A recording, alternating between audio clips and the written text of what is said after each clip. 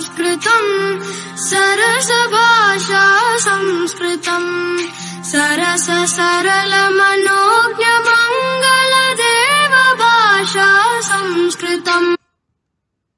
आज की संस्कृत कक्षा में आप सबका स्वागत है और आज हम पढ़ने वाले हैं द्वंद्व समास को। और उससे पहले हम जानेंगे कि समास किसे कहते हैं। जब दो या दो से अधिक पदों को इस प्रकार संक्षेप में रखा जाए जिससे उसका अर्थ ना बदले उसे समास कहते हैं। मुख्यतः समास के चार भेद बताए गए हैं: अव्ययी भाव समास, तत्पुरुष समास, द्वंद्व समास और बहुव्रीहि समास। और आज हम जानेंगे द्वंद्व समास को। द्वंद्व का अर्थ है जोड़ा। जिस समास में दोनों पदों की प्रधानता रहती है वह द्वंद्व समास कहलाता है। द्वंद्व समास के भेद तीन बताए गए हैं। कौन कौन से हैं आओ देखें। इतरेतर द्वंद्व, समाहार द्वंद्व और एक शेष द्वंद्व समास। इतरेतर द्वंद्व समास किसे कहते हैं? जिस समास में दो या दो से अधिक पद अपना अलग अलग अस्तित्व रखते हैं उसे इतरेतर द्वंद्व समास कहते हैं। तो आओ इनके एग्जाम्पल से समझते हैं। राम लक्ष्मणों, यहाँ पे द्वंद्व का अर्थ बताया जोड़ा। तो यहाँ इतरेतर यानी प्रत्येक पद का अपना अलग अलग अस्तित्व होता है। राम लक्ष्मणौ, रामः च लक्ष्मण च, माता पित्रों, माता च पिता च। अगला देखते हैं सीता रामौ, सीता च रामः च। सीता आप जानते हैं ना स्त्रीलिंग शब्द रूप है, स्त्रीलिंग है, इसलिए यहाँ पर विसर्ग का प्रयोग नहीं किया गया है।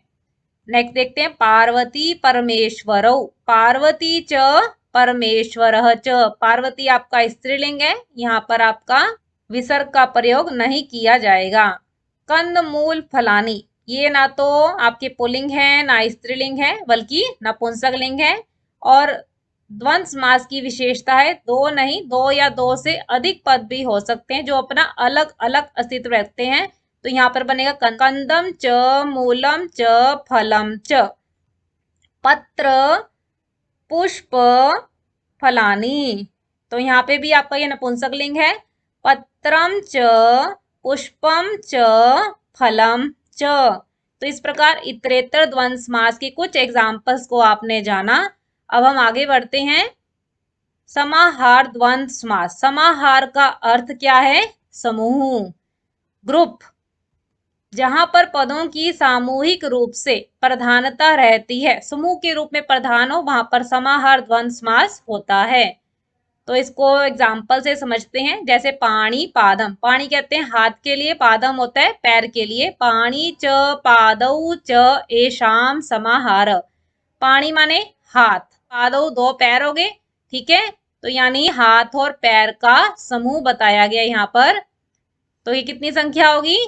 दो से अधिक होगी ना, तो इसलिए यहाँ पर क्या लगाएंगे हम? एषाम समाहार।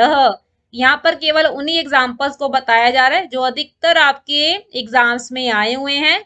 आप इन्हें अगर अच्छे से कर लेते हैं तो आप पेपर बहुत अच्छे से अटेम्प्ट कर सकते हैं। दूसरा उदाहरण देखते हैं हस्तपादम। हस्त भी यहाँ पे हाथ के लिए है, दो हाथ और दो पैरों का समूह है। हस्तौ च पादौ च एषाम। जब दो से अधिक संख्या होगी तब आपने यहाँ पर एषाम लगाना है। एषाम समाहारः। नेक्स्ट देखते हैं दंतोष्ठम। दंत कितने दांत? अधिक है ना, होठ दो, ठीक है। दंतः च, आपका बहुवचन यहाँ प्रयोग किया गया, दंतः च। ओष्ठौ च एषाम समाहार। जब भी दो से अधिक संख्या होगी तो आप एषाम का प्रयोग करेंगे। नेक्स्ट देखते हैं काकूलकम। थोड़ा थोड़े इसको काक प्लस उलूक ऐसे बनाए यहाँ पर, कौवा और उल्लू। काकः च उलूकः च, दो संख्याएं तो इसलिए अनयो का प्रयोग किया, अनयो समाहारः। नेक्स्ट देखते हैं अहि नकुलम। अहि नकुलम, अहि कहते हैं सांप को, सांप और नेवला। कितने हुए संख्या? दो हुई। अहि च नकुल च अनयोः समाहारः। नेक्स्ट देखते हैं अहोरात्रम। अहो कहते हैं दिन के लिए प्रयोग है, रात रात्रि के लिए है। दिन और रात का समूह यानी दो है संख्या यहाँ पर भी। अह च रात्रिः च अनयोः समाहारः। नेक्स्ट देखते हैं धर्माधर्मम। धर्मः च अधर्मः च अनयोः समाहारः। धर्म और अधर्म का समूह। अब देखिए सुख और दुखम। सुख दुखम। सुखम च दुखम च अनयोः समाहारः। शीतोष्णम। शीतोष्णम सर्दी और गर्मी की बात की है। शीतम च उष्णम च अनयोः समाहारः। पाप पुण्यम। पाप और पुण्य का समूह है। पापम च पुण्यम च अनयोः समाहारः। समाहार द्वंद्व समास की एक पहचान यह भी है कि आपको अंत में जितने भी हैं यहाँ पे म दिखेगा। जैसे देखो पाणिपादम, हस्तपादम, दंतोष्ठम, देखिए आखिरी में काकुलकम, अहिनकुलम, अहोरात्रम, धर्माधर्मम, सुख दुखम, शीतोष्णम, पाप पुण्यम। इस प्रकार इसकी पहचान आप बहुत सरलता से कर सकते हैं। नेक्स्ट हम बढ़ते हैं एक शेष द्वंद्व समास। जहां पर केवल एक ही पद शेष रहे वह कौन सा समास है? एक शेष द्वंद्व समास है। इन्हें भी एग्जाम्पल से समझते हैं। भ्रातृ। अब यहाँ पर देखिए इन्होंने कहा था एक ही पद शेष है। वो एक ही पद आपके संख्या बता देगा। दो हैं, दो से अधिक हैं। तो यहाँ पे भ्रातृ यानी दो भाइयों की बात की है। भ्राता च भ्राता च। आप इसको ऐसे भी लिख सकते हो भ्राता च भगिनी च। दोनों आंसर सही हैं। बस इसके लिए थोड़ा सा आपको अपने शब्द रूप याद होने चाहिए। आप देखिए हमने कैसे बनाया। भ्रात्रो ये बना। बालक शब्द रूप एक बार उसकी पंक्ति चलाएं। बालकः, बालकौ, बालकाः। ठीक है। तो आप देखिए यहाँ पे क्या था? भ्रातृ।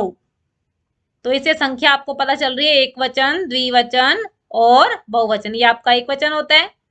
ठीक है। ये आपका द्विवचन है और ये आपका बहुवचन है। तो यहाँ पे बालकों कहने से यानी दो संख्या का पता चल रहा है।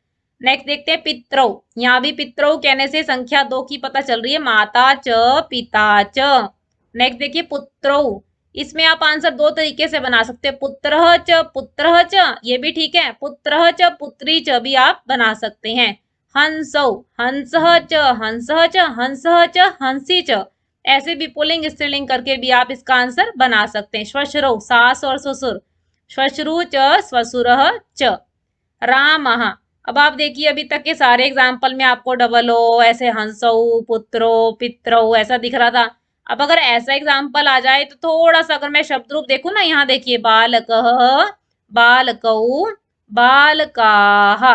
जिससे पता चल गया संख्या कितनी है? एक नहीं है, दो नहीं है, दो से अधिक है। तो यहाँ पर हमने रिपीट कर दिया रामः च, रामः च, रामः च।